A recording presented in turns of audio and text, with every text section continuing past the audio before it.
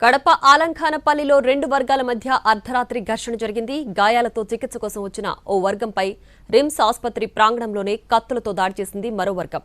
ఈ ఘటనలో పెద్ద దస్తగిరి అనే వ్యక్తి మృతి చెందగా చిన్న సిద్ధయ్యతో పాటు మరొకరు తీవ్రంగా గాయపడ్డారు.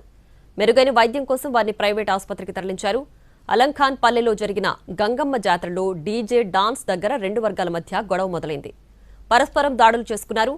దాడిలో గాయపడిన పెద్ద దస్తగిరి, చిన్న సిద్ధయ్య చికిత్స కోసం రిమ్స్కు వెళ్లగా ఆసుపత్రి ప్రాంగణంలోనే మరోసారి దాడి జరిగింది. ఈ దాడిలో పెద్ద దస్తగిరి చనిపోయాడు.